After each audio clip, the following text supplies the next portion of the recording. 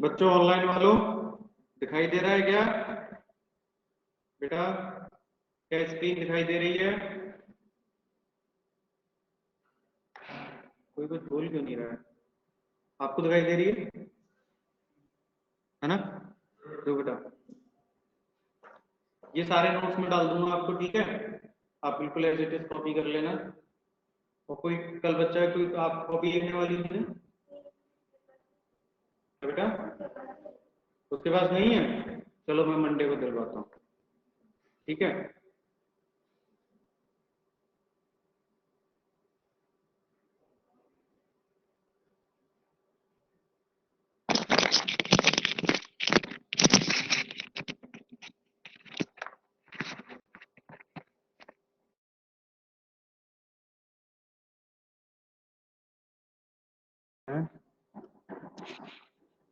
देखो बेटा किसकी बात कर रहे हैं हम? कॉन्शियसनेस की। हमने कल बात की थी क्या? नहीं ना? देखो क्या होता है कॉन्शियसनेस के ability to sense the surrounding environment and response to their external stimuli, environmental stimuli, उसको क्या कहेंगे? कॉन्शियसनेस कहेंगे। फॉर एग्जाम्पल से घर जाइए पैदल पैदल, आपकी बॉडी स्वेट रिलीज करेगी, करेगी कि नहीं? बॉडी स्वेट रिलीज करेगी। तो एक बात बताओ, क्या उसके लिए आपने कोई बटन दबाया था अपनी बॉडी में? ऑटोमेटिक स्वेट रिलीज हुआ था ना? तो यानी कि क्या है बेटा कि जैसे ये बच्चा है, इसको जाना था स्कूल, 2 किलोमीटर का रन है, ठीक है? पैदल पैदल जाना है, टेम्परेचर कितना है? 50 डिग्री सेल्सियस। तो अब ये बच्चा क्या करेगा? पैदल पैदल जाएगा तो उसकी बॉडी क्या करेगी? स्वेट रिलीज करेगी। तो इसका मतलब ये है बेटा, ये जो टेम्परेचर है 50 डिग्री सेल्सियस, ये क्या हो गया? स्टिमुलाई। क्या हो गया? स्टिमुलाई। रेस्पॉन्स में क्या हो गया? स्वेट। समझ में आया क्या स्टिमुलाई क्या होता है? क्या सभी को समझ में आया स्टिमुलाई किसको कहते हैं? क्लियर है क्या? फॉर एग्जाम्पल आपके घर पे फोन आया, आपने फोन रिसीव किया, किसी अंकल जी बोले बेटा आपके, उन्होंने बोला कि आपके पापा हैं क्या? तो आपने पूछा कि अंकल जी आप कौन बात कर रहे हैं, है ना? तो उन्होंने अपना आइडेंटिफिकेशन दिया, फिर आपने अपने पापा को उनका मैसेज ट्रांसफर किया कि ऐसे ऐसे एक शर्मा जी अंकल जी हैं, उनका फोन आया है। तो आपके पापा ने कहा कि उनको बोल दो मैं घर पे नहीं हूँ, है ना? आपने फोन उठाया, अंकल जी को बोला पापा जी कह रहे हैं कि वो घर पे नहीं है। समझे क्या? तो स्टिमुलाई आया और आपने क्या किया? रेस्पॉन्स किया। फॉर एग्जाम्पल कि यहाँ से कोई लायन अभी आ जाए अंदर, ठीक है? तो जैसे ही अगर कोई लायन आएगा आप लोग क्या करेंगे? अब ये मत कहना सर हम ऐसे ही चुपचाप बैठे रहेंगे। क्या करेंगे? चिल्लाएंगे ना, भागेंगे और कहेंगे रजत सर को खा जाओ हमें छोड़ दो। कहेंगे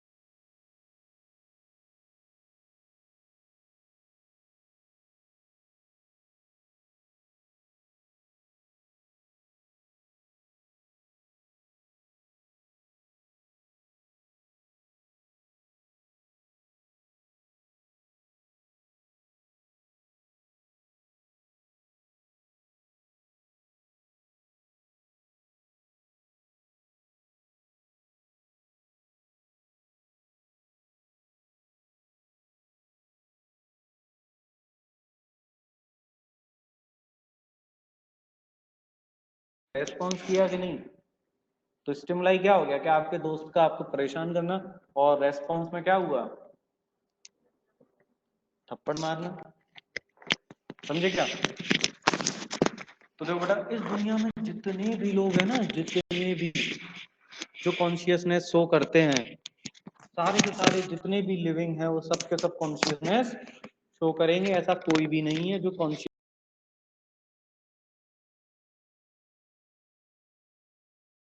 फॉर एग्जाम्पल प्लांट देखा है ना? तो जैसे ही सनलाइट आती है तो स्टेम उसकी तरफ मूव करता है कि नहीं? तो क्या वो स्टिमुलेशन रेस्पॉन्स नहीं है कि नहीं? समझे क्या? अब जैसे कि और बताएं कि एक ब्रेन कॉमा पेशेंट होता है, हाँ, वो रेस्पॉन्ड, तुम उसको थप्पड़ मारोगे तो वैसे रेस्पॉन्स नहीं करेगा, लेकिन उसकी बॉडी में बेटा क्या है ना कि जो मेडिसिन जा रही है, हाँ, क्या है कि उसकी बॉडी में जो आप मेडिसिन दे रहे हो उसकी बॉडी मेडिसिन को तो रेस्पॉन्स कर रही है ना, कर रही है कि नहीं? तो इसी का मतलब है कि उसमें कॉन्शियसनेस है। उसकी बॉडी में जो ऑर्गन सिस्टम है उनमें आपस में कोऑर्डिनेशन नहीं है, समझे क्या? दैट इज सेल्फ कॉन्शियसनेस, समझे क्या? उनके आपस में ऑर्गन में कोई कोऑर्डिनेशन नहीं है, लेकिन उसकी बॉडी में कॉन्शियसनेस है, क्योंकि मेडिसिन दे रहे हो ना। अगर लगे कि अरे नहीं मेडिसिन काम नहीं कर रही है तो मेडिसिन बंद कर दो 2-4 महीने के लिए, अल्लाह को प्यारा हो जाएगा वो। तो भाई अभी आपने रिसेंटली सुना होगा एक दिल्ली का केस था, एक अंकल जी थे जो 10 साल कोमा कोमा में रहे, सुना कुछ? नहीं सुना? उन्होंने क्या किया था 19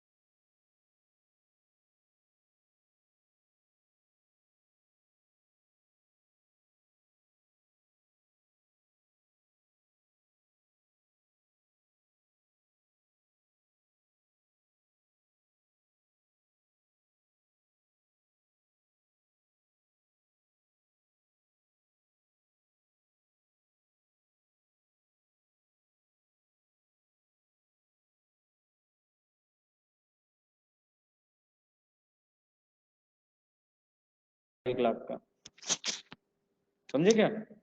कितना गुना बढ़ गया? देखो बेटा इस दुनिया में जितने भी हैं प्रोकैरियोट से लेके मोस्ट कॉम्प्लेक्स यूकैरियोट जो आप लोग बैठे हैं, उन सब में क्या होगा? कॉन्शियसनेस होगा, सबके सब रेस्पॉन्ड कर सकते हैं, सेंस कर सकते हैं, समझे कि नहीं? अभी छत पे मैं सबको बिठा दूं तो क्या होगा? धूप निकल रही है बाहर, सेंस करेगी स्किन? कैसे सेंस करेगी कि गर्मी हो रही है? कभी कभी आपने गर्म कप, कोई चाय का कप पकड़ लिया हो, कोई हॉट वाटर कप पकड़ लिया हो, कोई कॉफी मग पकड़ लिया हो, तो तुरंत तोड़ देते हैं कि नहीं? यहाँ तक कि मम्मी रोटी देने आती है, चपाती देने आती है, कभी कभी वो भी तो गर्म होती है, तोड़ देते हो कि नहीं तुरंत? समझे क्या? तो सेंस कर रही है कि नहीं कर रही है स्किन? तो ये ऐसा कोई है जिसकी नहीं कर रही है? कोई कह रहा हो कि मेरा नर्वस सिस्टम ठीक से काम नहीं कर रहा है, सबका अच्छा काम कर रहा है? तो देखो बेटा, तो ये जो कॉन्शियसनेस होता है ये जितने भी लिविंग ऑर्गेनिज्म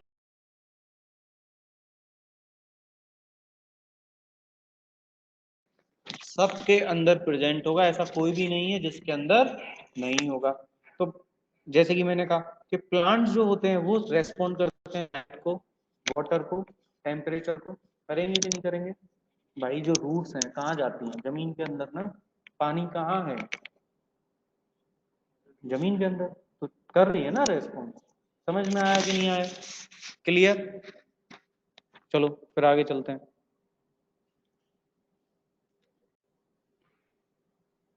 अब इनको स्क्रीन ही नहीं दिख रही है क्या कहते हैं?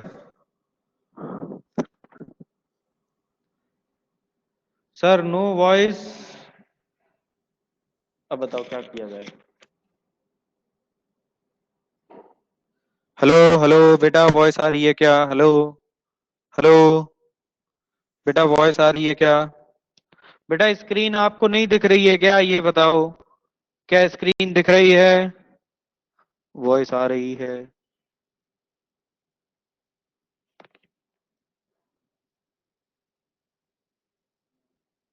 ये ज्यादा छोटा हो गया क्या? अब कैसा है?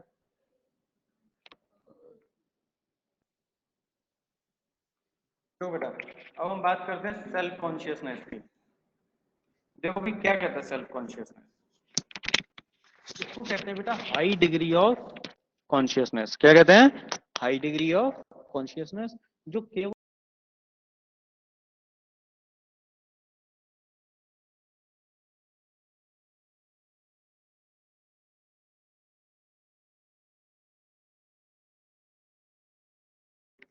ठीक है, ये डॉग है। तो क्या किया मैंने कि भाई मैंने एक रूम में तो डॉग को बंद कर दिया, एक रूम में मैंने ह्यूमन को बंद कर दिया और लॉक लगा दिया। गर्मी बहुत ज्यादा हो रही है, ठीक है, रूम में एसी भी लगा हुआ है। तो देखो क्या होगा कि जब इस डॉग को गर्मी लगेगी ना, तो ये क्या करेगा, दरवाजे को तोड़ेगा, डोर को ब्रेक करेगा। वहीं जब इस ह्यूमन को, इस पर्सन को क्या लगेगी, गर्मी लगेगी, तो रिमोट उठाएगा, एसी ऑन कर लेगा। समझे क्या? तो ये जो है पावर केवल और केवल किसके पास होती है? ह्यूमन के पास। क्योंकि ह्यूमन जो होते हैं वो इतने ज्यादा कॉम्प्लेक्स होते हैं माइंड से कि वो सोच सकते हैं, वो प्रिडिक्ट कर सकते हैं चीजों को कि आगे क्या होने वाला है ना, उसके हिसाब से खुद को प्रिपेयर कर सकते हैं कि नहीं कर सकते हैं। समझ में आई बात? हवा आ रही है पीछे, है ना, सो मत जाना।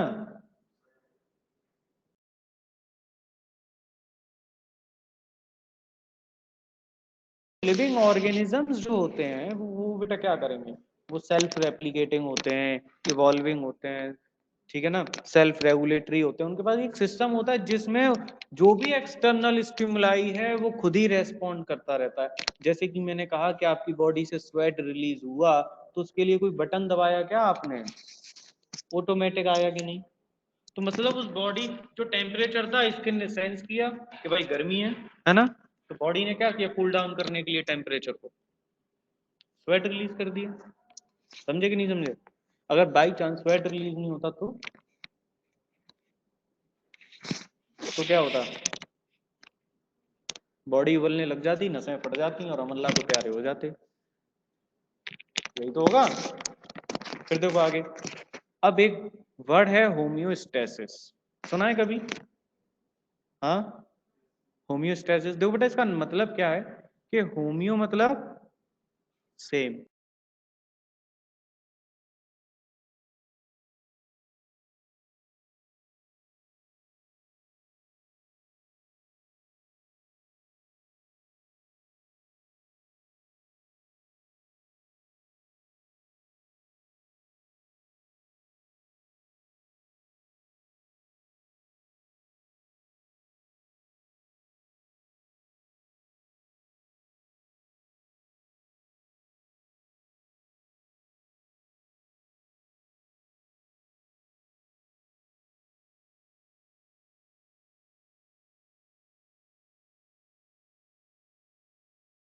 तो मैंने लिया इसको अंटार्कटिका भेज दिया कि चलो ठंडे इलाके में जाओ।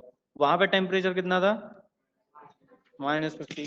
आके बोला सर कुल्फी जम गई, अब नहीं जाऊंगा मैं। तो वहां पे ठंडी ज्यादा थी, तो बॉडी क्या करेगी, शिवरिंग करेगी, कप कप आएगी कि नहीं?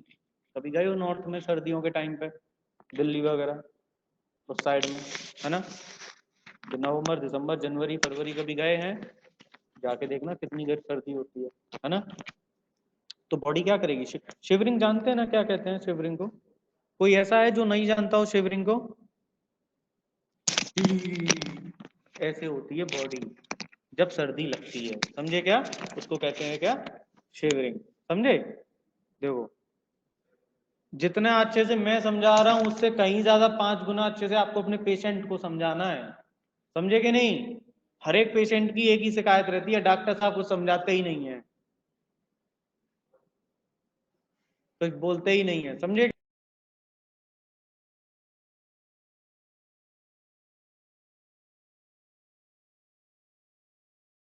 पेशेंट आंख बंद करके आपको विश्वास कर लेगा, है कि नहीं?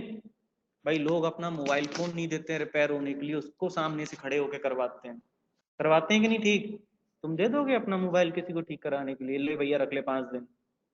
नहीं दोगे ना। तो लोग अपनी बॉडी को देंगे, तुम्हें सोच रहे हो वो कितनी कीमती है, और उस तुम्हारा जहां से मन करेगा कट लगाओगे।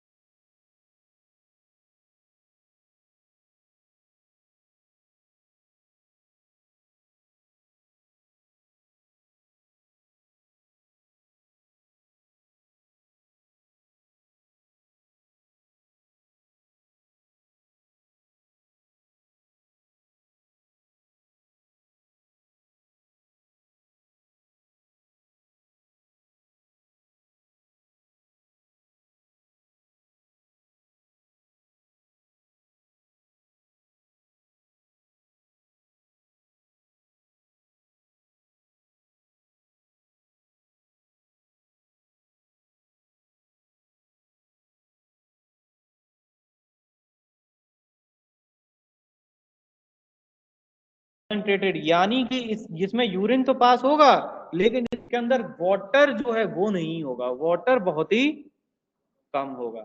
समझे क्या? अब इसके लिए क्या होगा कि क्या होता है ना बेटा, कि जब हमारी बॉडी में ये वाटर लेवल कम हो जाता है, जैसे हम पानी बहुत कम पी रहे हैं तो हम यूरिन नहीं जाएंगे, लेकिन बॉडी को वाटर की तो जरूरत है ना, जरूरत है कि नहीं?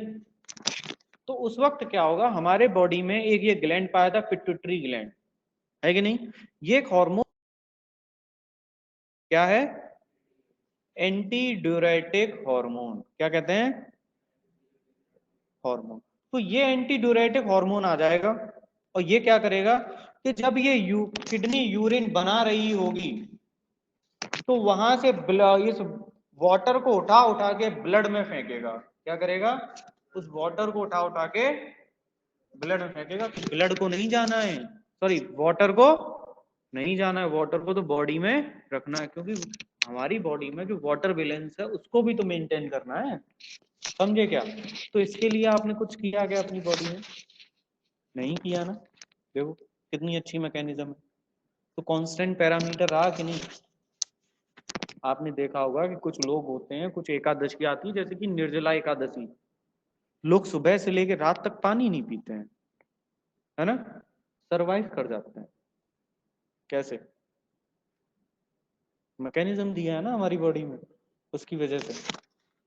और देखो बेटा आगे समझ में आया? किसी को कोई डाउट?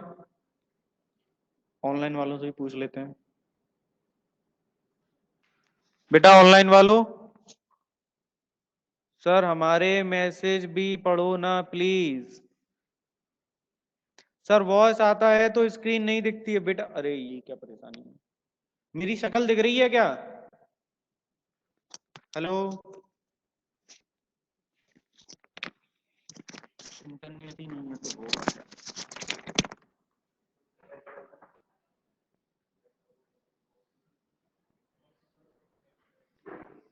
रुको बेटा, देखा जाए।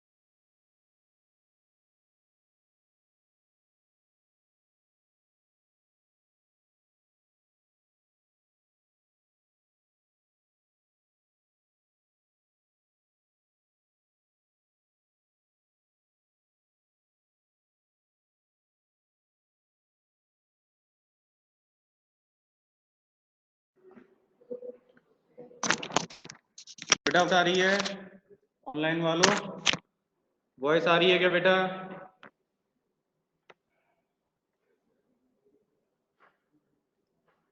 क्या कह रहे हो? यस सर आ रही है।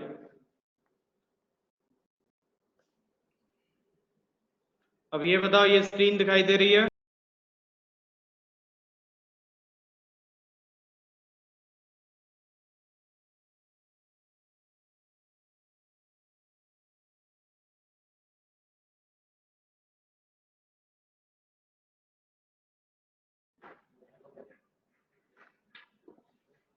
बेटा ये स्क्रीन दिखाई दे रही है क्या?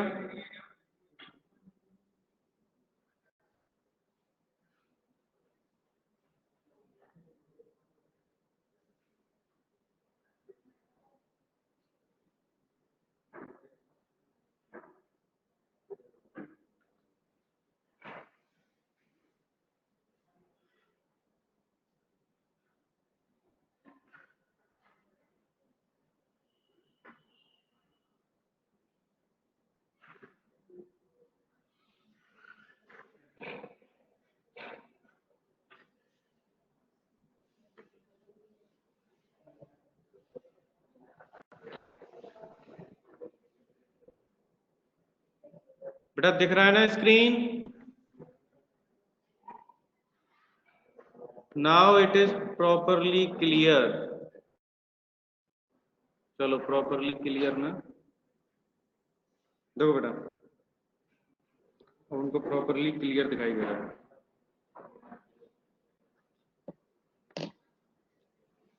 पिट्यूटरी बात कर ली ना हमने, बेटा एडेप्टेशन की बात कर रहे हैं यहाँ पे, किसकी? एडेप्टेशन की। देखो क्या होता है भाई एडेप्टेशन, क्या कह रहा है कि living at the environment through the modification of the body और through the changes of the body. यानी क्या करेंगे कि भाई अगर एनवायरनमेंट में कुछ भी ऐसा हो जाए कि हम सर्वाइव ही ना कर पा रहे हो और अल्लाह को प्यारे हो जाए, तो फिर क्या होगा? जो ह्यूमंस है वो तो बचेंगे ही नहीं ना। यानी कि सर जो भी है एनवायरनमेंट में, जो भी चीजें हम एनवायरनमेंट को ठीक नहीं कर सकते, तो हमें क्या करना पड़ेगा? खुद की बॉडी में ही मॉडिफिकेशन करना पड़ेगा ना। क्या करेंगे? खुद की बॉडी में ही मॉडिफिकेशन करेंगे। जैसे फॉर एग्जांपल आप कहीं बहुत ज्यादा हाइट पे घूमने चले जाओ, 10,000 20,000 हाइट पर घूमने चले जाओ, तो जैसे ही नीचे से ऊपर घूमने जाओगे ना, क्या होगा?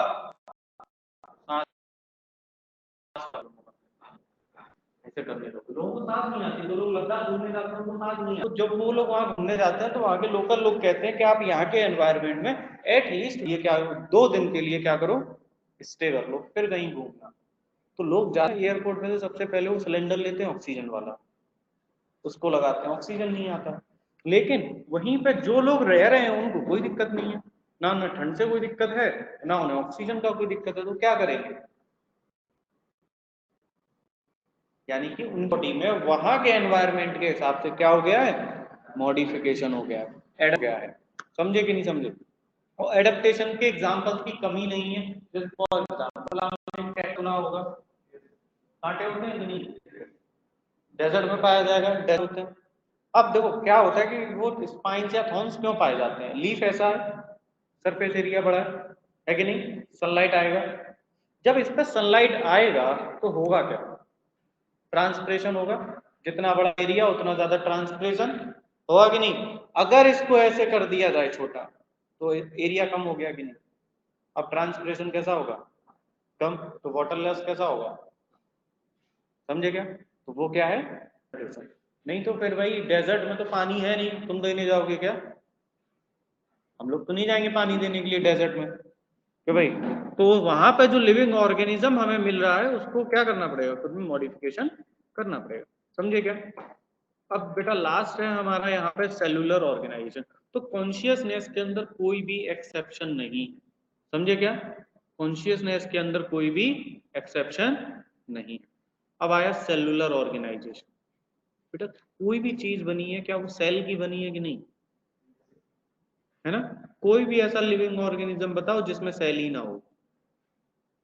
बताओ अपनी मेमोरी से, पिछले 10-20 साल से पढ़ रहे हो, है कोई ऐसा? नहीं ना। सर यूनिसेलुलर भी होगा ना, तब भी एक सिंगल सेल का तो बना ही होगा, बना होगा कि नहीं? यानी कि सर सेल क्या है? Cell is the basic unit of life. क्या है? Basic unit of life. तो जितने भी लिविंग ऑर्गेनिज्म हैं वो सारे के सारे किससे बने हुए हैं? सेल से मिलकर बने हुए। तो यूनिसेलुलर और मल्टी सेलुलर। यूनि मतलब सिंगल सेल, मल्टी मतलब मैनी सेल। जैसे कि आप लोगों की बॉडी कैसी है? मल्टी सेल है। क्लियर है कि नहीं? अब बच्चे पूछते हैं क्या सर वायरस एक लिविंग है? क्या वायरस एक सेल है? क्या भाई मुझे अच्छा एक चीज बताओ कि एक सेल होने के लिए क्या रिक्वायरमेंट है? अगर कोई सेल है तो उसके लिए क्या रिक्वायरमेंट है? हाँ, न्यूट्रिशन। पहले सेल का पूछ रहा हूं मैं, तो न्यूट्रिशन तो बाद में। हाँ बेटा, डीएनए। हाँ हाँ, क्या क्या चाहिए? डीएनए चाहिए, साइटोप्लाज्म चाहिए और प्लाज्मा मेम्ब्रेन चाहिए। तब उसको कहेंगे क्या? सेल। यानी सेल होने के लिए तीन चीजें होना बेसिक है। अगर इससे कम कुछ भी होगा तो हम ये नहीं कह सकते कि वो एक डिपेंडेंट लिविंग है या इंडिपेंडेंट लिविंग।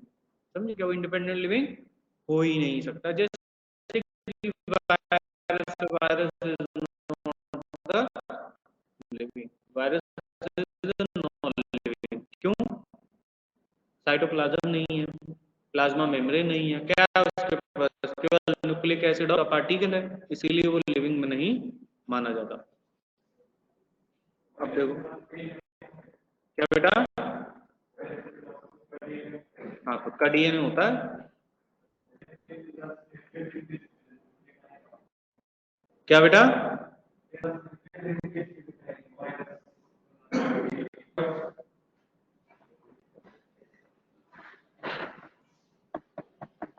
हाँ यहाँ बैठो और बताओ क्या कह रहे हो?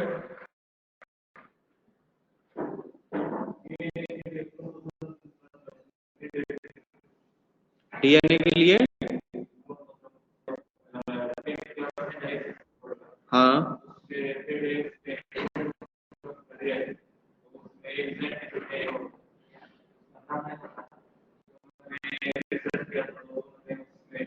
क्या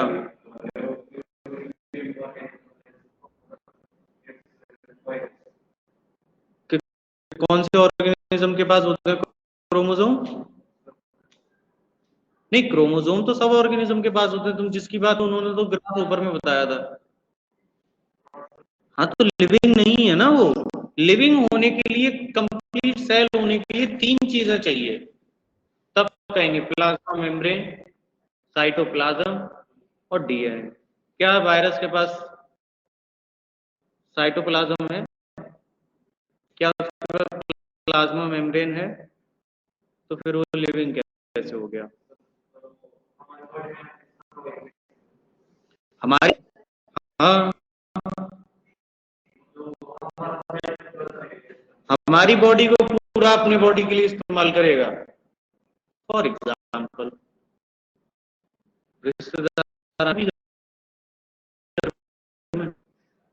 रिलेटिव कहाँ है कभी घर में आए हैं क्या? तो रिलेटिव्स गर्मियों की छुट्टी में या सर्दियों की छुट्टियों में आते हैं, किसके घर में रहते हैं? आपके घर में रहते हैं, आप ही के रूम में रहेंगे, है ना? उनके लिए खाना पीना कौन लेके आएगा? आप ही का के, आप ही के घर में रहेंगे। और खाने पीने के बाद, और बेटा पढ़ाई कैसी चल रही है? तो दुख दर्द किसको होगा? समझे? तो जो वायरस होता है वो इक्वल है किसके? रिलेटिव के। जैसे वायरस दुख देता है, वो रिलेटिव भी दुख देता है। समझे कि नहीं समझे? ये है। तो बेटा नेक्स्ट, बायोडाइवर्सिटी। देखो बायोडाइवर्सिटी क्या है? डाइवर्सिटी का मतलब होता है वैरायटी। क्या होता है? वैरायटी।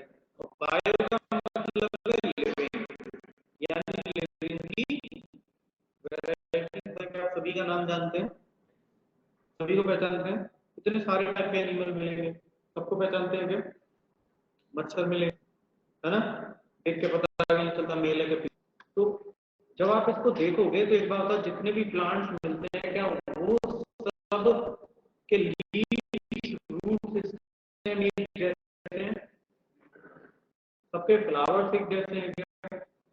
सब एक ही हाइट के हैं क्या? सब एक जैसे दिखते हैं क्या? तो डिफरेंस है कि नहीं? तो उनमें जेनेटिकली भी डिफरेंस होगा कि नहीं? बायोडाइवर्सिटी क्या होगा? वेरिएशन। समझे नहीं समझे कि कितनी सारी बायोडाइवर्सिटी आज के टाइम पे अवेलेबल है कि नहीं? किसी फॉरेस्ट में जाओ और देखो बायोडाइवर्सिटी कितनी है, जाओ वेस्टर्न घाट्स, समझे कि नहीं समझे?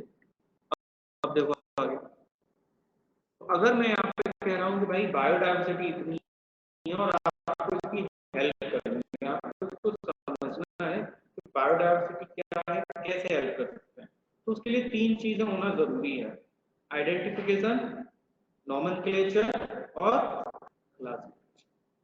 अब आप कहेंगे सर इनका क्या मतलब है? फॉर एग्जाम्पल मैंने जाओ और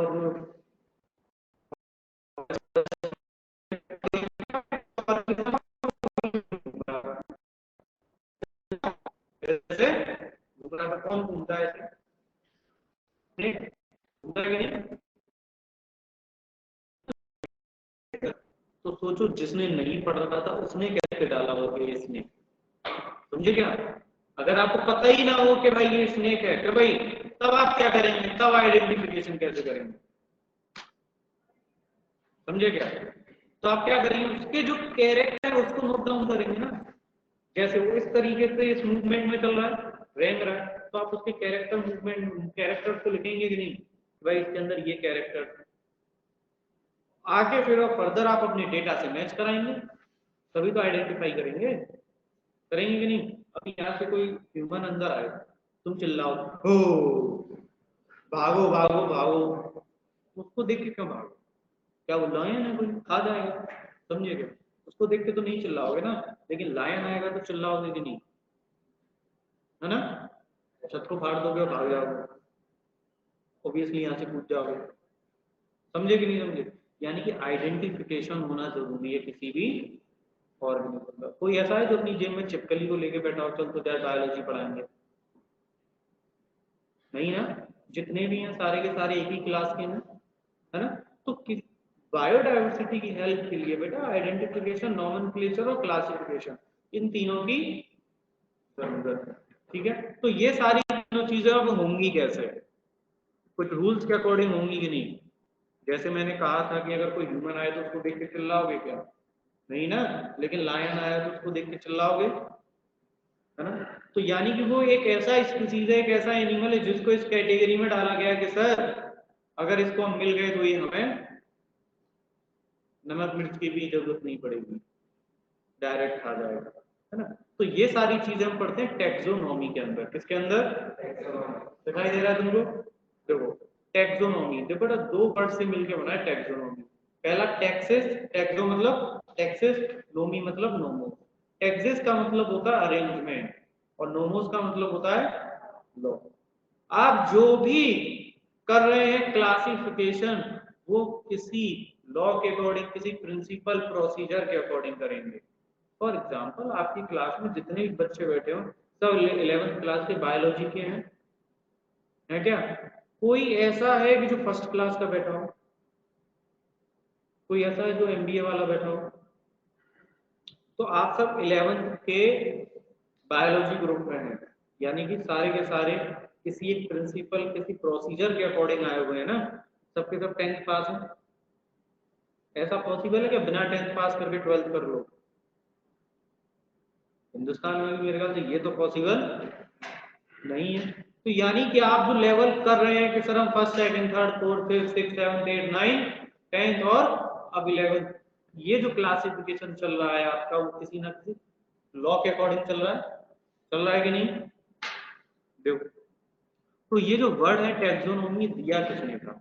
ये एपीडी कैंडोल ने दिया था। और ये बेटा ये जो टेक्सोनोमी पढ़ रहे हैं ना, this is exclusive for living. किसकी बात करेंगे? लिविंग की। किसी ना फैन की बात करेंगे, ना किसी गेट की बात करेंगे, ना किसी चेयर की बात करेंगे।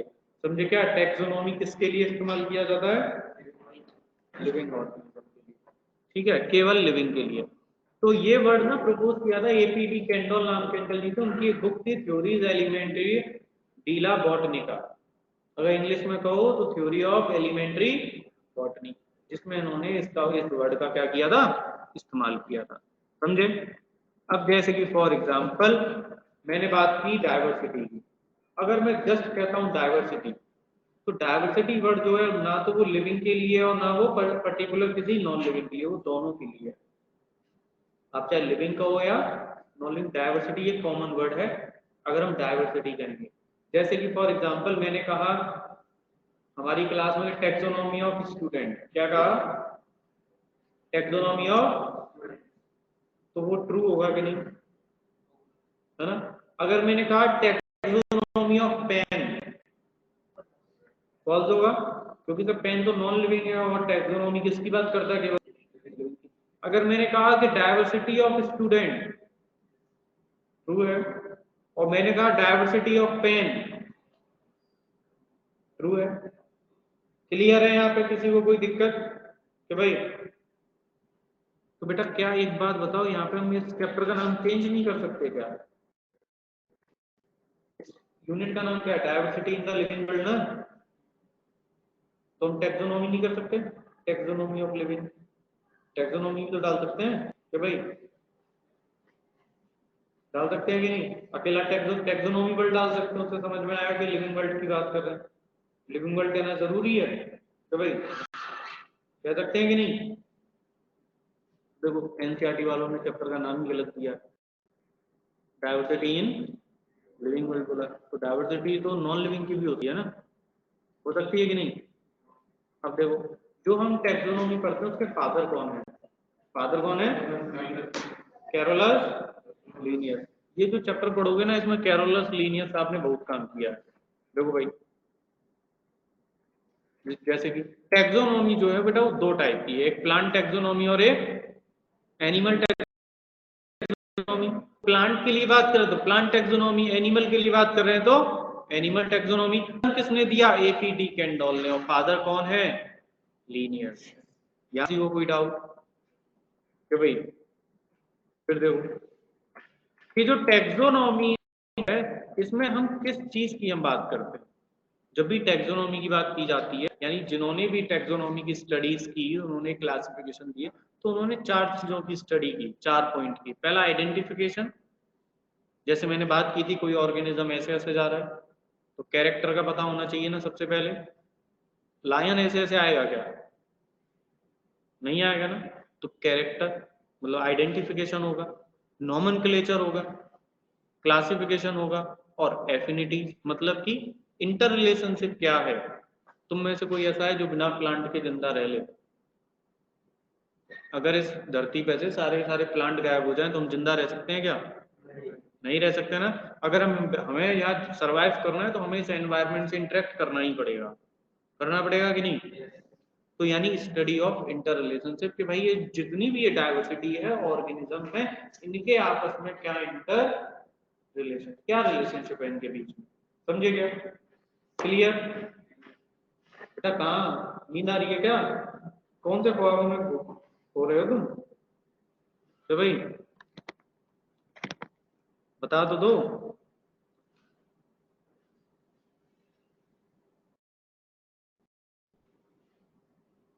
ये क्या लिखा है, सर परत सिखवार आए, क्या मतलब, क्या फिर से क्यों पढ़ाएंगे? फिर से नहीं, आज जो चल रहा है वो आप अगले 2 साल बाद नए बैच में चलेगा। समझे क्या? मतलब नेक्स्ट ईयर जब नया साल आएगा तब चलेगा। बेटा नोट्स में डाल दूंगा आपके पास, जितने भी बच्चे हैं नोट्स मिल जाएंगे आप सभी को।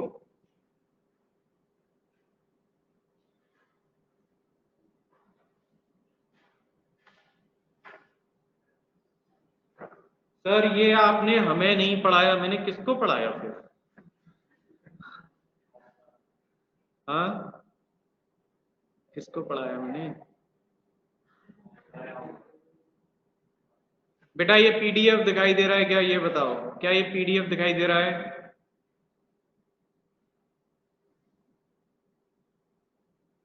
चलो बेटा ये आप ही को मैं पढ़ा रहा हूँ, मैंने लिख रखा है इसको, ठीक है ना, जिससे टाइम बच जाए। देखो आइडेंटिफिकेशन की बात करते हैं, मैंने लिखा हुआ है यहाँ पे, देख रहे हो स्नेक कैसे चल रहा है। तो आइडेंटिफिकेशन बेटा क्या हो गया कि एक प्रोसेस हो गया जिसमें आप किसी ऑर्गेनिज्म को क्या करोगे, रिकॉग्नाइज करोगे। जैसे कि बेटा ये लड़का बैठा हुआ है, लड़का है कि लड़की है, लड़का है कि नहीं। अगर यहाँ से कोई डॉग आएगा तो आप उसको राहुल तो नहीं पुकारोगे, ए राहुल नहीं है, करोगे ऐसे? ऐसे तो नहीं करोगे, क्योंकि वो एक डॉग है तो उस ऑर्गेनिज्म को पहचानोगे कि नहीं। तो यानी कि वो प्रोसेस है जहां पे हम क्या करेंगे, एक ऑर्गेनिज्म को रिकॉग्नाइज करेंगे किसी दूसरे से, करेंगे कि नहीं करेंगे, उसको क्या कहेंगे, आइडेंटिफिकेशन।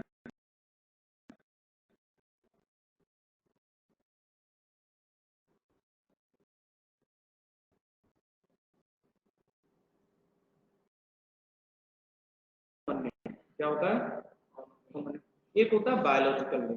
जैसे फॉर एग्जांपल ये जो नेमिंग की गई है, आप देख सकते हैं इंडिया की अगर आप बात करोगे तो इंडिया में कितने सारे लोग हैं, बहुत सारे। कल्चर कितने हैं, लैंग्वेजेस कितनी हैं, बहुत सारी। आपके यहाँ पोटैटो को क्या कहते हैं, बटाटा, हिंदी में क्या कहते हैं, आलू। अब अगर मैं अपने यहाँ यूपी में जाके अगर मैं उससे कहूँ सब्जी वाले से कि 2 किलो बटाटा देने, तो 2 गाल को मेरे सटाते सटाते मिलेगा, समझे क्या। यानी इसका कहने का मतलब ये है कि कोई वर्ड जो है किसी लैंग्वेज में अच्छा हो सकता है, और हो सकता है वो किसी और अदर लैंग्वेज में वो अब्यूज हो, गाली हो सकता है कि नहीं। अब आप बटाटा बटाटा करोगे, मुझे क्या समझ में आएगा कि क्या है बटाटा, जब तक मुझे नहीं पता चलेगा कि आप आलू पोटैटो की बात कर रहे हो कि नहीं। तो इस पूरे वर्ल्ड में कितनी सारी लैंग्वेज है, कमी है क्या, नहीं। तो साइंटिस्ट ने क्या किया, उन्होंने सोचा कि भाई जब भी हम किसी पर्टिकुलर चीज की बात करेंगे तो हर स्टेट के अंदर, एक जगह के अंदर उनकी खुद की एक कॉमन लैंग्वेज होती है ना। तो कभी हम पर्टिकुलर जो ऑर्गेनिज्म है, कॉमन लैंग्वेज में उसका जो भी नाम है उसका रहने दो, लेकिन उसका हम एक बायोलॉजिकल नेम देंगे। पूरे वर्ल्ड में अगर उसको बोलोगे तो उसका मतलब समझ में आएगा कि किसकी बात कर रहे हो। जैसे फॉर एग्जांपल मैंगो को क्या कहते हो आप लोग, हाँ? आम कहते हैं हिंदी में, हिंदी में आम ही कहते हैं, है ना। मराठी में भी आम कहते हैं क्या, तो आमा, आंबा। और हमारे यहाँ आंबा एक जगह है, समझे क्या, आंबा कहते हो। मेरे घर वाले कहेंगे क्या घुमा घुमा हो गया क्या, पागल हो गया, आंबा आंबा क्या कर रहा है, नहीं समझ में आएगा उनको। तो बेटा इसकी परेशानी है बहुत ज्यादा। तो उसके लिए क्या किया गया कि भाई उन्होंने, उनको पता था ये परेशानी आएगी आएगी, है ना। और खासकर हिंदुस्तान में तो बात ही मत करो। तो इसके लिए उन्होंने इंटरनेशनल रूल दे दिए कि भाई एक पर्टिकुलर ऑर्गेनिज्म का ये वाला नाम होगा। जैसे कि आपने इंडियन कोबरा सुना है, उसका साइंटिफिक नेम क्या है, नाजा नाजा। हाँ नाजा नाजा उसका नाम है। जैसे कि रैट होते हैं हमारे घर में, रैट होते हैं, तो उसको साइंटिफिक लैंग्वेज में रेटस रेटस बुलाते हैं। मैंगो को क्या कहते हैं, मैंगीफेरा इंडिका, इंडिका कार भी होती है, सब देखो। तो मैंगीफेरा इंडिका नाम। अब आप पूरे वर्ल्ड में कहीं भी नाम बोलिए। आप पोटैटो को क्या कहते हैं, सोलेनम ट्यूबरोसम, क्या कहते हैं, सोलेनम ट्यूबरोसम। अगर मैं अपने यहाँ जाके सब्जी वाले से कहूँ कि 2 किलो सोलेनम ट्यूबरोसम दे दो, तो जेब में से कट्टा निकालेगा, 2 गोली मेरे अंदर डाल देगा, है ना। यूपी कहते हैं उसको, है ना। उसको क्या लगेगा, धमकी दे रहा है भाई, यूपी है, बच्चा बच्चा लेके घूमता कट्टा, समझे कि नहीं। तो यहाँ पे यूज करोगे तो उसका कोई मतलब नहीं है। लेकिन अगर आप कोई पेपर पब्लिश करोगे, कुछ फाइल लिखोगे, तो आप वहां पे बोले ना, तो वहां बटाटा लिख दोगे तो नहीं समझ में आएगा, समझे कि नहीं समझे। अब फिर आती है बेटा बात क्लासिफिकेशन की। किसकी बात आती है, क्या कहता है भाई क्लासिफिकेशन, तो जो ऑर्गेनिज्म है आप उनको एक पर्टिकुलर कैटेगरी में डालिए, और जरूरत है तो उनकी और सब कैटेगरी बनाइए, समझे कि नहीं। यानी पर्टिकुलर कैटेगरी से पता चलना चाहिए कि ये वो ऑर्गेनिज्म है। जैसे फॉर एग्जांपल रेप्टाइल नाम सुना है आपने? तो रेप्टाइल बेटा दिया गया है, तो रेप्टाइल में किसी ह्यूमन को डाला, किसी बर्ड को डाला गया, तो रेप्टाइल से मतलब समझ में आता है कि कौन सा ऑर्गेनिज्म। एप्स, फाइलम आपने सुना होगा, एप्स समझ में आता है। एप्स में किसको डाला गया? दुनिया में जितने भी बेटा पाइसेस आपने सुना होगा, समझ में आता है। एज इट इज आप 11th में बैठे हो, 11th में आप सबकी एज कितनी है? अभी 15 साल अप्रोक्स, ऐसा मैं मान लेता हूँ। ऐसा तो नहीं कोई 65 साल का बैठा नहीं बैठ सकता पढ़ने की, हालांकि कोई उम्र नहीं है, लेकिन 11 साल की जो 11th में जो बच्चे होते हैं उनकी एज अप्रोक्स कितनी होती है? 15 से 16 साल होती है कि नहीं? इसी एज के हो, और सारे के सारे 11th में आए। बेटा 11th में आते हैं तो सब्जेक्ट कितने सारे? बहुत सारे। कॉमर्स ले सकते हो, मैथ्स ले सकते हो, बायो ले सकते हो, और भी कोई है क्या? होम साइंस ले सकते हो, छोले भटूरे बनाओ, है ना। कुछ और भी ले सकते हो होती है वो भी ले सकते हो। तो 11th अगर आप कहते हो कि मैं 11th कौन सा सब्जेक्ट है, कहता है कि नहीं? आप कहेंगे क्या? तो फिर से पूछेगा बेटा साइंस में मैथ की नहीं होगी, है ना। तो इसको कहते हैं क्या? क्लासिफिकेशन, जिससे पर्टिकुलर एक ऑर्गेनिज्म, एक जगह के बारे में हमें पता चल जाए कि वो जो ग्रुप है उसमें कैरेक्टर्स हैं वो सब सेम। जैसे फॉर एग्जांपल आप 11th बायोलॉजी वाले हैं तो सबके कैरेक्टर सेम है कि नहीं, है ना। फिर तो उठा, अब मैंने इन तीनों के बारे में यहाँ पे लिख रखा है कि इन तीनों की आपस में क्या दोस्ती है। देखो आइडेंटिफिकेशन है, और क्या करते हो? क्लासिफिकेशन कर सकते हो कि भाई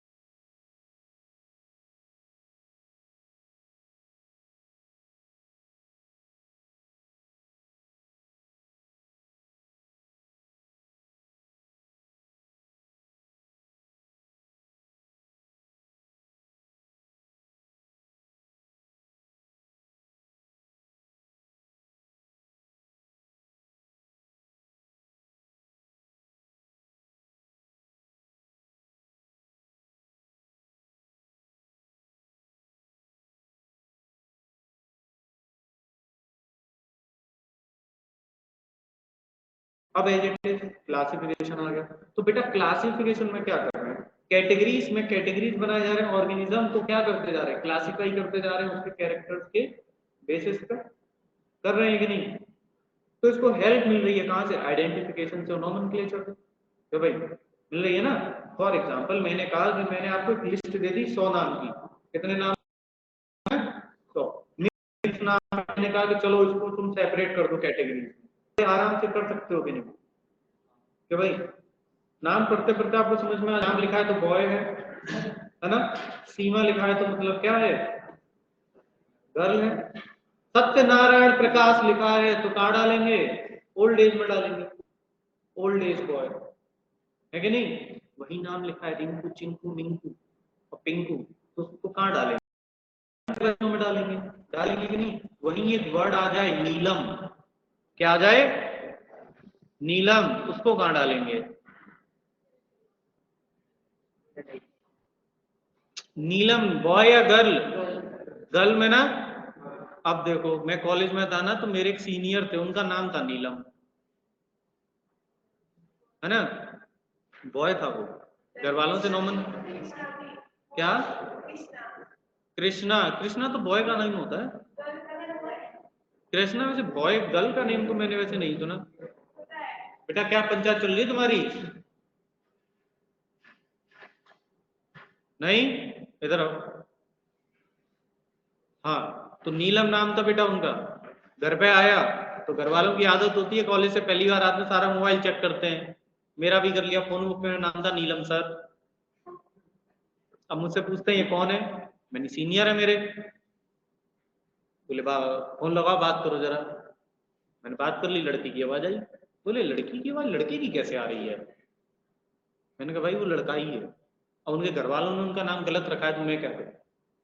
समझे क्या? तो नॉमेनक्लेचर सही होना बहुत जरूरी है। क्लियर है कि नहीं? तो इसीलिए दो टाइप का नॉमेनक्लेचर दिया गया, एक कॉमन नेम और एक बायोलॉजिकल नेम। तो साइंटिस्ट बोले कॉमन नेम को तो हमें देने की जरूरत नहीं है, वो आज लोग अपने आप ही रख लेते हैं, हम लोग क्या देंगे? बायोलॉजिकल। समझे क्या? अब देखो कॉमन नेम, जैसे कि मैंने लिया एग्जांपल पोटैटो, तो क्या लिख सकते हैं? सोलेनम टुबरोसम। ब्रिंजल मैंने लिया, क्या लिख सकते हैं? सोलेनम मेलनजीना। समझे कि नहीं समझे? ये है। तो इससे क्या होगा ना, कभी कोई दिक्कत नहीं आएगी जिंदगी में कि भाई हम बटाटा बटाटा बोले और मैं आलू आलू बोलूं, समझ में ना आए। जैसे गुआवा आजकल बहुत चल रहा है ना, गुआवा को क्या बोलते हैं तुम्हारे यहाँ? पेरू बोलते हैं। हम लोग क्या बोलते हैं? अमरूद बोलते हैं। तो कॉमन नेम चेंज हुआ कि नहीं हुआ? कॉमन नेम का फायदा क्या है, अगर बात की जाए कि सर कॉमन नेम का ये फायदा है, क्वेश्चन इस पे भी आ सकता है। What are the advantages of common names? Easy to learn, easy to speak, हो सकता है कि नहीं? अगर आप अब एक लाइन से बैठ के याद रखोगे सारे के सारे बायोलॉजिकल नेम तो दिक्कत नहीं आएगी।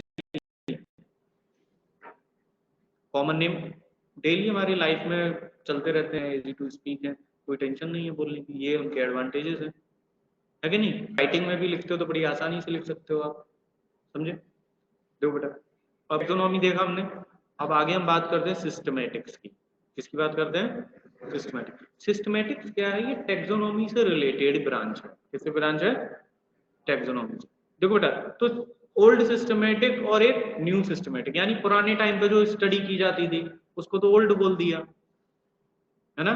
जैसे ओल्ड पर्सन 70 साल के, आज के टाइम पे न्यू है तो आपको ओल्ड बोल सकते हैं क्या? नींद में हो ना, नहीं बोल सकते। तो देखो ये जो टर्म है सिस्टमेटिक्स, ये किसने दिया था? लीनियस अंकल ने दिया था। एक लैटिन वर्ड है सिस्टमा, क्या वर्ड है? सिस्टमा, जिसका मतलब है सिस्टमेटिक अरेंजमेंट ऑफ ऑर्गेनिज्म। समझे क्या? कि जो भी ऑर्गेनिज्म है उनका अरेंजमेंट कैसे करो? सिस्टमेटिक तरीके से करो। ये जो वर्ड दिख रहा है ना सिस्टमा, ये आ गया था एआईपीएमटी में, कुछ साल पहले का क्वेश्चन है कि what is the meaning of Systema. समझे क्या? तो ये एक लैटिन वर्ड है सिस्टमा, जहां से आया सिस्टमेटिक्स। ठीक है ना? तो याद रखना जो भी चीजें एनसीईआरटी में लिखी हुई है वो सत्य हैं बिल्कुल। जेई मेंस का एग्जाम हुआ है अभी, तो एक क्वेश्चन के आंसर पे कुछ चल रहा था, एलन वाले कुछ कह रहे थे, कोई कुछ कह रहा था। तो जो हालांकि जो फिर आंसर की उसकी आई, जो आंसर उसमें करेक्शन जो होना था, उस एनटीए वालों ने जो एनसीईआरटी के अकॉर्डिंग था उसको सत्य माना। समझे क्या? क्योंकि मार्केट के अंदर 10 पब्लिकेशन आते हैं जिसमें 10 अलग अलग टाइप के लोग 10 बातें बोलते हैं, है ना? तो वो आपको फॉलो नहीं करनी है। आपकी गीता, बाइबल, रामायण, वो जो भी कुछ है वो क्या है? एनसीईआरटी। उसको लगा डाला तो लाइव जिंगा लाला। हाँ सत्य बात है, ये पेपर उसी से आता है पूरा। समझे क्या? देखो उसको करने के बाद दुनिया की कितनी बुक पढ़नी है पढ़ो, ज्ञान की कमी नहीं है। भंडारा तो इतना है बायोलॉजी में कि पूछो मत, है ना? कभी किसी शादी में गए हो तो पूरा खाना खा के आते हो क्या बारात का? शादी में गए हो कि नहीं किसी की में? खाना खा के आते हो? पूरा खाना खा के आते हो क्या, जितना बारात में है? जो आपको पसंद है उतना खाते हो कि नहीं? जितना पसंद है, जो चीज पसंद है। तो बिल्कुल बेटा बायोलॉजी भी वही है। भंडारा, ज्ञान की कमी नहीं है, जितना चाहिए उतना ज्ञान ले सकते हो। लेकिन अभी आप जिस स्टैंडर्ड पे, जिस लेवल पे हैं, आपको जितना रिक्वायरमेंट है आप केवल उतना लो। समझे क्या? जब हो जाए पेपर क्लियर तब बनना बैठ के ज्ञानी, जितना बनना। ये सब ज्ञान फिर आगे काम भी नहीं आएगा एमबीबीएस में। समझे क्या? देखो सिस्टमेटिक, तो सिस्टमेटिक्स में क्या हो रहा है बेटा, यहाँ पे the study of diversity of organism and all their comparative and evolutionary relation। जितनी भी डाइवर्सिटी प्रेजेंट है ना, उन सब की स्टडी की गई। यानी कैसे? जो आपने एक प्लांट देखा, तो मैंने स्टार्टिंग में बात किया कि जो प्लांट होते हैं वो सब एक जैसे नहीं होते हैं, उनके रूट्स एक जैसे नहीं होते हैं, उनके स्टेम एक जैसे होंगे, उसके लीव्स एक जैसे नहीं होंगे। कितने सारे टाइप्स के रूट हो गए, स्टेम, लीव्स हो गए, फ्लावर हो गए, समझे क्या? यानी कि ये जो ओल्ड सिस्टमेटिक्स, इसके अंदर केवल किसकी बात की गई? एक्सटर्नल स्ट्रक्चर की। किसकी? यानी कि मॉर्फोलॉजी की, बेटा दिखता कैसा है, अंदर की बात नहीं की गई, ना उसकी फिजियोलॉजी की बात की गई, ना उसकी जेनेटिक्स की बात की गई, कुछ भी बात नहीं की गई, केवल मॉर्फोलॉजिकल बात की गई। ये क्वेश्चन आता है एजुकेशन। ये लाइन दिख रही है, ये वाली पूरी एज इट इज ये लाइन आती है सिस्टमेटिक के लिए, है ना? तो यहाँ पे क्या हुआ कि इन्होंने ना जो भी चीजें की, जैसे types of plant, identification, nomenclature, classification भी कुछ किया, उसका उन्होंने वहां पे एक डिस्क्रिप्शन भी दे दिया। क्वेश्चन किया तो इस तरह से किया, ठीक है? हमने क्लासिफिकेशन किया तो उसका भी डिस्क्रिप्शन दिया, यानी कि डिस्क्रिप्शन बेस्ड है हर एक लेवल पे, समझे क्या? Based on description on each level, systematic, समझे? अब देखो आगे वाला, न्यू सिस्टमैटिक दिखाई दे रहा है? देखो इसका क्या मतलब है, न्यू मतलब मॉडर्न वाला, आप इसको मॉडर्न टैक्सोनॉमी कह सकते हैं, न्यू सिस्टमैटिक कह सकते हैं, नियो सिस्टमैटिक कह सकते हैं, जो पीछे पढ़ा है आप टैक्सोनॉमी भी कह सकते हैं, क्लासिकल म्यूजिक, पुराना वाला म्यूजिक ना। अब ये क्या है, ये एक नई ब्रांच है, न्यू मतलब, न्यू ब्रांच किसने नाम दिया? जूलियन हक्सले, इन्होंने नाम दिया। ये लाइन के क्वेश्चन भी आ चुका है कि भाई ये टर्म किसने दिया था? जूलियन हक्सले ने दिया था। अब इसमें जो मॉर्फोलॉजिकल बात वहां की गई थी ना, अब यहाँ पे बात भी की गई है कि अगर हम इसको कट करेंगे तो अंदर से कैसा होगा, समझे? आई क्या बात समझ में कि एक्सटर्नल दोनों ही बात की गई, और इसकी दुनिया जहां की बात की गई कि हैबिटेट इसका क्या है, इसका न्यूट्रिएंट ये रहता है, समझे क्या? इसका सेल प्रोसेस क्या है, जेनेटिक इंफॉर्मेशन, जितनी बात कर सकते थे सारी की सारी इस न्यू सिस्टमेटिक के अंदर बात की गई। बोलो कोई दिक्कत है क्या किसी को? कोई डाउट? टैक्सोनॉमी पढ़ी अभी हमने, बेटा जितनी भी टैक्सोनॉमी पढ़ी उसका प्रैक्टिकल सिग्निफिकेंस क्या है, क्यों पढ़ी है, इतनी फालतू में पढ़ा रहा हूँ उनको, क्यों बता रहा हूँ? आइडेंटिफिकेशन ऑफ अननोन ऑर्गेनिज्म लिखा हुआ है सर, वैसे दिमाग में आता आता? तो बेटा जो भी अननोन ऑर्गेनिज्म है उसको आइडेंटिफाई केवल इसी तरीके से कर सकते हैं, प्रैक्टिकल सिग्निफिकेंस इसका यही है, समझे कि नहीं? ज्यादा नहीं पढ़ाएंगे, टेंशन मत लो बस। नेक्स्ट देखो बेटा, ट्रॉपिकल रेन फॉरेस्ट में सबसे ज्यादा डाइवर्सिटी पाई जाती है, याद रखना, रट्टा मारने वाला पॉइंट है। नंबर ऑफ स्पीसीज की अगर बात की जाएगी ना, कि जितने अब तक डिस्क्राइब हो चुके हैं, जितना अभी हम जानते हैं, कितने हैं? 1.7 मिलियन से लेके 1.8 मिलियन, यानी 17 से 18 लाख हो गए ना, हो गए कि नहीं? तो एक चीज और बता दूं कि अगर मान लो 6 लाख प्लांट का बारे में पता है, तो 12 लाख एनिमल है। एनिमल की डाइवर्सिटी जस्ट डबल है प्लांट से, समझे क्या? ऐसा एनसीईआरटी ने लिखा नहीं है, लेकिन ऐसा है। अगर 6 लाख प्लांट हैं, आज की डेट में करीब 6 से 7 लाख प्लांट के बारे में ही पता है, जितने अब तक डिस्क्राइब हैं, तो एनिमल करीब करीब 12 लाख है, तो जस्ट डबल है, समझे क्या? इसीलिए यहाँ पे ना 1.7 से 1.8 मिलियन लिखा हुआ है। वैसे देखा जाए तो हर साल पूरे वर्ल्ड में 15,000 के करीब नंबर ऑफ स्पीसीज मिलते हैं हर साल में, समझे? अब ये जो मिलियन लिखा है ना, इसकी जगह बिलियन दे देगा वहां पे, और पूछेगा बताओ बेटा which of the following is a wrong statement। फिर देखो कुछ टैक्सोनॉमी के बारे में बताया। अल्फा टैक्सोनॉमी अगर आए, मतलब क्लासिकल टैक्सोनॉमी जिसको कहते हैं मॉर्फोलॉजिकल स्टडी। बीटा टैक्सोनॉमी मतलब मॉडर्न टैक्सोनॉमी, यहाँ पे क्या बात कर रहे हैं? एक्सटर्नल और इंटरनल, यानी मॉर्फोलॉजिकल प्लस एनाटॉमिकल। अगर आए ओमेगा टैक्सोनॉमी, मतलब क्या है कि जितना भी प्लांट का डेटा अवेलेबल है ना वो सारा का सारा इस टैक्सोनॉमी में, समझे क्या? उसके बारे में अगर आपको किसी भी प्लांट के बारे में फुल नॉलेज चाहिए हर तरीके की, वो आपको मिलेगी ओमेगा टैक्सोनॉमी में। तो ये जो अल्फा बीटा ओमेगा ये जो नाम है ना, ये इन अंकल ने दिए थे, ट्यूरेल अंकल ने। किसने? ट्यूरेल अंकल। और कुछ पढ़ा है इसमें? देखो बेटा, एक मिलेगी आपको कैरियो टैक्सोनॉमी। कैरियन वर्ड सुना बायोलॉजी में, न्यूक्लियस के लिए बोला जाता है ना? तो कैरियो क्या हो गया? न्यूक्लियस से रिलेटेड हो गया, मतलब सर क्रोमोसोम स्टडी। क्लियर? अब देखो नेक्स्ट क्लास में पढ़ते हैं फिर बायनोमियल नोमेनक्लेचर। आज के लिए यहीं रोकते हैं, पढ़ के आना।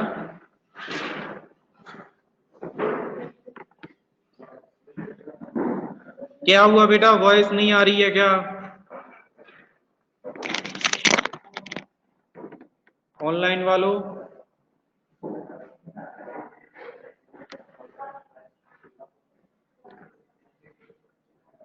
बेटा कल आपकी क्लास तो ऑनलाइन ही होगी ना? ऑनलाइन होगी तो मतलब आप लोग तो नहीं आने वाले, हॉस्टल वाले आएंगे बस।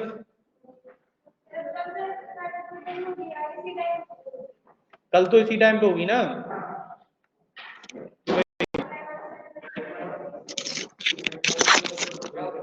हाँ भागो भागो।